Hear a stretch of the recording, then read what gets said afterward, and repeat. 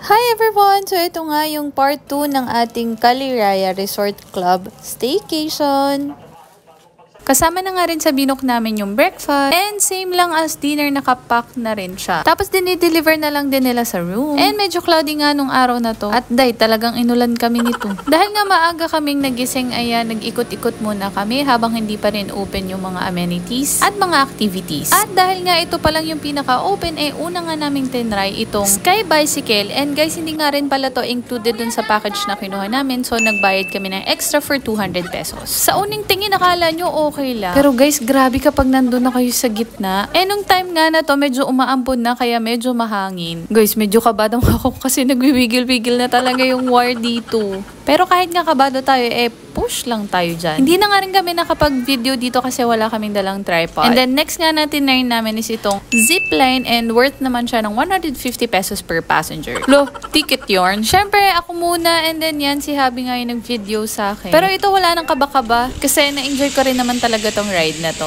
And after nga yan na yan, si Habi naman yung next. At dahil nga nahihirapan kaming mag-video, mga mini-video or mga clips na lang talaga yung nakuha ko. Kasi gusto rin talaga namin ma-enjoy ni Habi. Kasi minsan lang talaga kami mag-check or mag-staycation. O, diba? Na-enjoy din naman ni Habi, ano? After nga namin mag-zipline is next naman namin is itong kayak. Again, hindi rin po siya kasama doon sa package na nakuha namin. So, nagbayad kami ng 300 pesos na 2-seaters para sa kayak. Yung 300 pesos na yun is good for 1 hour na rin. And guys, sobrang tagal na talaga yung 1 hour. Kayo na lang yung susuko at mapapagod. Char. At syempre, bilang Disney princess, go tatay!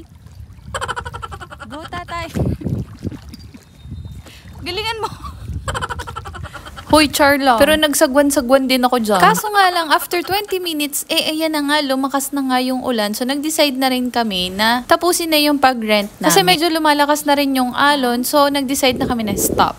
Ay nako, wala na akong sasabihin dito. Basta may bad experience ako dito sa wave pool na to. And nag-swimming na nga lang din kami na Habi hanggang before check-out. And guys, kung gusto nyo malaman kung magkano nga yung nagastos namin ni Habi, ito na nga yun. Yung room nga namin is 2 queen bed. Dito nga sa room namin yung free breakfast at saka mini zipline. Room cost namin is 4,378.50. Taxes nga lang yung binayaran ko dahil benefit namin yan. So, regular zipline for 150 pesos per person. Sky bicycle, 200 per person. And kayak, 300 pesos, good for 2 persons na yun. Dinner namin worth 375 per total person. Total cost nga for 2 person is 6,128. Pero dahil nga may benefit ako sa office, sa taxes lang yung binayaran ko. Kaya ang total lang na binayaran ko is 2,248, good for 2 persons. Kaya thank you so much to my empty family. Kung hindi, Diyos ko dahil 6,000 yung babayaran natin dyan. So thank you guys for watching. Enjoy!